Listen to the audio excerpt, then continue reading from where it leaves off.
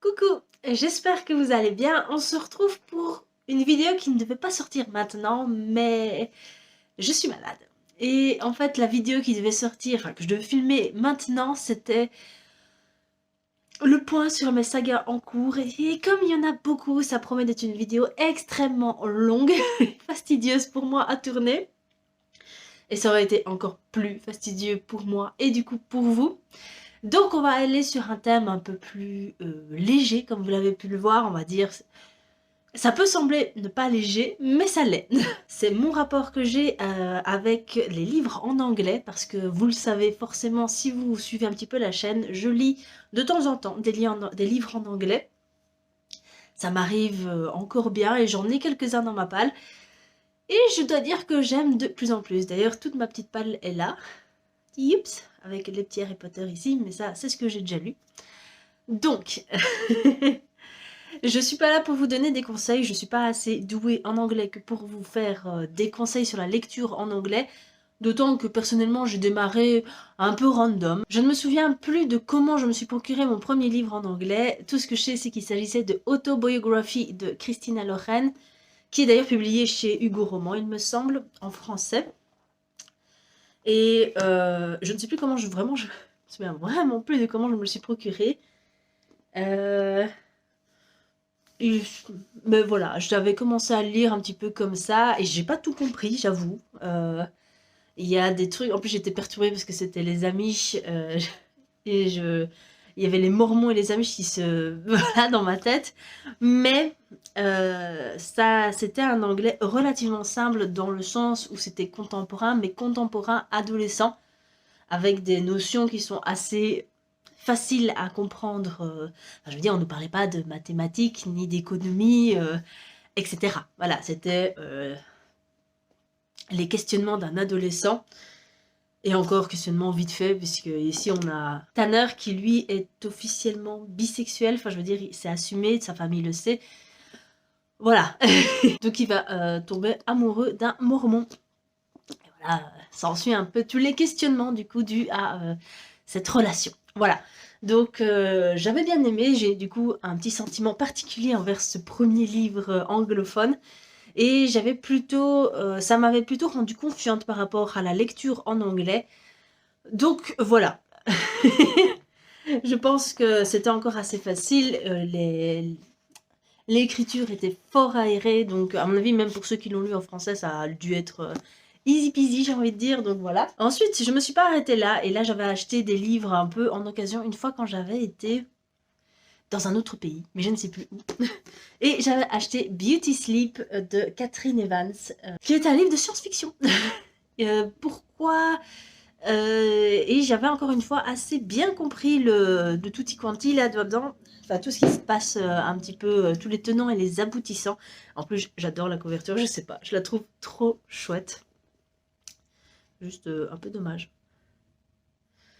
Mais c'était une réécriture très large, on va dire, de La Belle au bois dormant, parce que ici on suit comment ça s'appelle, Laura, voilà, qui va se réveiller en fait après être tombée malade, mais malade, une maladie incurable, je me souviens plus absolument de ce que c'est. Et on va la plonger dans un sommeil, la congeler, je ne sais plus tellement ce que ça donne, mais oui, ça devait être un truc comme la cryogénisation. Et elle va se réveiller X années après, je ne sais plus trop quand, évidemment. Et voilà, on va un peu suivre son parcours du nouveau monde, on va dire, ainsi que des règles qui y sont fixées, ce qui change, ce qui reste, et un petit peu peut-être du complot, etc. Donc c'était vraiment hyper chouette, enfin moi j'avais vraiment, vraiment bien aimé. Il faudrait voir un petit peu maintenant, en relisant, parce qu'il s'avère que maintenant, je lis quand même pas mal en anglais, enfin de temps en temps, comme je vous l'ai dit, et je commence à voir les... Je sais pas comment vous expliquer, mais quand on commence à lire en anglais, tout passe. Je sais pas comment vous dire ça de plus ample... Enfin, je sais pas comment vous le dire de manière plus détaillée, mais on est tellement focus sur la traduction, sur comment ça se passe, la scène dans notre tête, qu'on n'a pas trop le temps de se dire « Ouais, ça peut mieux faire ». Et là, ça commence seulement. Je suis en train de lire actuellement le tome 2 de Onyx and Ivory de Mindy Arnett, que j'avais bien aimé d'ailleurs. Onyx and Ivory, je trouvais que c'était assez original et bien fait. Et le tome 2, je vois tout de suite qu'il y a des studs. Il y a un problème, ça va pas. J'ai l'impression qu'on prend des facilités pour aller vers quelque chose et ça m'ennuie. Et c'est des choses que j'aurais peut-être pas vues il y a 1 ou 2 années, donc voilà. Pour vous prévenir, je crois qu'un peu tout passe quand on commence à lire. Alors maintenant, je sais bien qu'il y a des conseils qui disent, voilà, lisez un livre jeunesse, et c'est vrai que les jeunesses sont plus faciles, plus abordables. D'ailleurs, forcément, j'ai pris Harry Potter aussi à l'école des sorciers, donc plutôt avec la pierre philosophale. En anglais, je les ai lus tous. Et ce qui est bien avec Harry Potter, c'est que le vocabulaire reste globalement le même, mais on évolue. Ça, on commence d'un jeunesse très soft, très light, c'est vrai. Au final, je crois que tout le monde connaît plus ou moins Harry Potter, et tout le monde voit quand même que le tome 1, voire si vous n'avez pas lu le livre, le film reste globalement assez jeunesse. Mais voilà, on peut plus dire que du tome 6 ou 7, ça reste le jeunesse. Hein. On est quand même sur un adolescent plus qui arrive vers même l'adulte. Et voilà, les conséquences en sont plus importantes. Ça, J.K. Rowling l'a plutôt bien fait, je trouve, que on peut aimer ou non Harry Potter, mais elle a su faire évoluer les personnages et leurs considérations. Donc voilà, j'ai lu ces 2 livres. Je ne sais plus si c'était exactement à la même période ou non, mais voilà. Donc faudra un peu que je relise pour voir un petit peu. Maintenant, Harry Potter, comme je connaissais quand même les films, j'ai pu me faire mon autre avis, etc. Et j'ai vu quand même que les livres sont quand même 10 fois mieux que les films. Beaucoup de détails qui auraient pu être dans les films, mais qui ne l'ont pas été. Et d'ailleurs, spoiler alert, il y a vraiment des éléments d'explication dans les livres qui ne sont absolument pas dans les films. Et finalement, quand on sort du film, enfin, personnellement, ça a été mon cas, tout ce qui est lié aux Horcruxes et tout ça, vous voyez un petit peu ce que je veux dire. Personnellement, j'avais rien capté. Et une fois que j'ai lu les livres, je suis là, ah. Donc voilà, j'ai trouvé que ça manquait d'explications dans les films et les livres m'ont satisfait de ce côté-là. Pour ici, Beauty Sleep, c'est vraiment autre chose. Je pense que d'habitude, on ne commencerait pas avec ça parce que voilà, les gens disent qu'il faut commencer avec du jeunesse, voire du contemporain. Alors ici, on peut dire qu'on est un petit peu dans le contemporain, donc voilà. Mais ça m'a jamais empêché d'aller vers le fantastique, et d'ailleurs, on y va tout de suite. Alors, 2 fantastiques, enfin fantasy, du coup, qui sont un peu plus... donc on a Six Crimson Cranes en anglais du Young Adult. Donc c'est Elizabeth Lim. Et ici, Daughter of the Pirate King de Tricia Levenseller. À ma connaissance, ouais, je crois qu'on peut considérer ça quand même comme du Young Adult. Peut-être pas plus tourné vers l'adulte, mais voilà, avec des considérations peut-être plus adultes que ça. Tandis que, ouais, Six Crimson Cranes, ça peut être lu par un public plus jeune que 16 ans. Je pense qu'à partir de 14 ans, on peut commencer tout doucement. Ça, je pense que quand même avoir, ouais, 16 ans quand même. Hein. Bref, ça se lit hyper facilement. Tout ce que je dis, et ça reste valable, je crois, pour tout le monde, c'est le vocabulaire. Chaque auteur, et ça c'est pareil en français, chaque auteur, chaque auteuriste, pardon, a son vocabulaire qui lui est propre, surtout en fonction forcément, ici on a du coup du vocabulaire naval.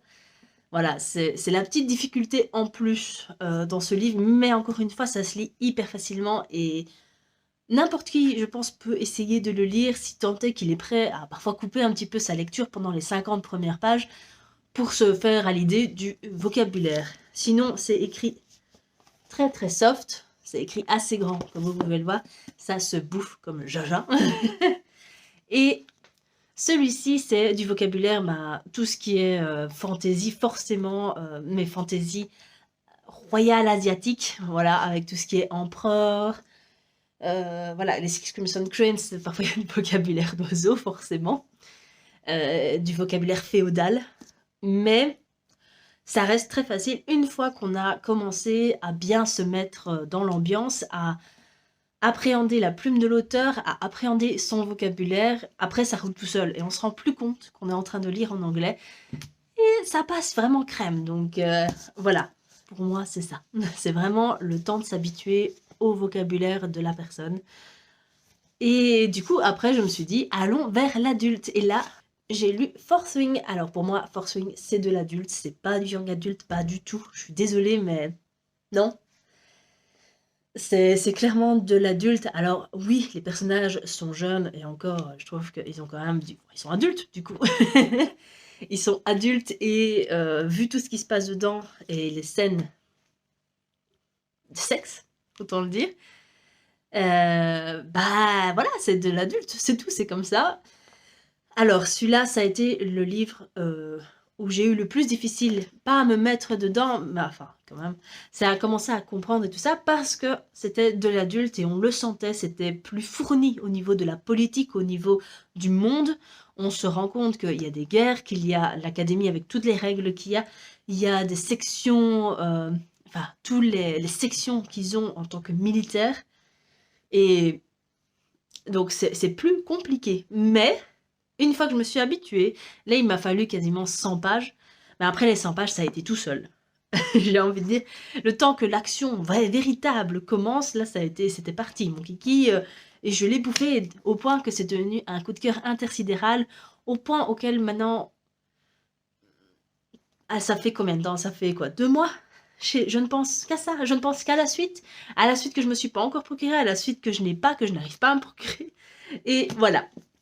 Donc, tout ça pour dire que peu importe en fait si vous voulez vous mettre à l'anglais mais que vous n'avez pas envie de vous lancer dans du jeunesse ou du contemporain, lancez-vous peut-être dans du young adult, ça c'est assez abordable encore pour certains en tout cas, et prenez le temps de bien comprendre les phrases. Parfois vous ne comprenez pas toutes les phrases, tous les mots de phrases, mais au moins si vous comprenez le sens, alors c'est déjà quand même déjà pas mal je trouve.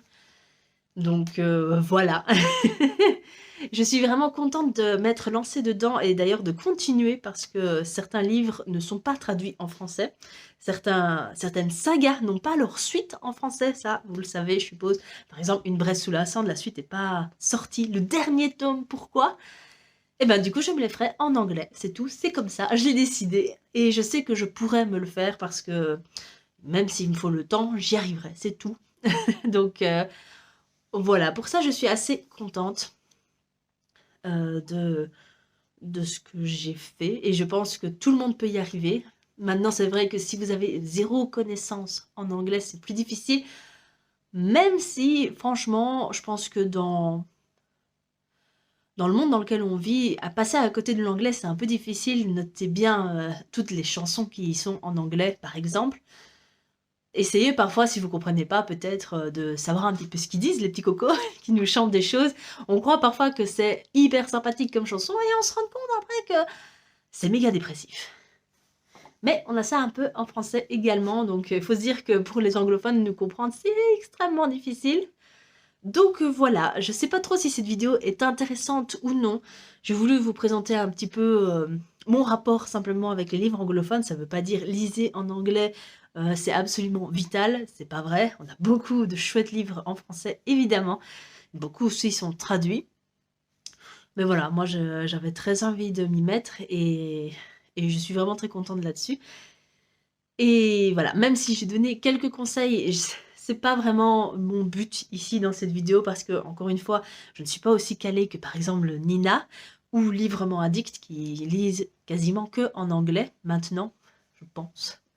Non, c'est pas ça, elles lisent aussi en français, mais les 3/4 des livres qu'elles présentent sont en anglais et ma foi, j'aime beaucoup beaucoup apprendre d'elles et de voir un petit peu ce qu'elles proposent. Et comme vous le voyez, j'ai encore pas mal de livres en anglais à lire et je suis chaud à côté de ça. Donc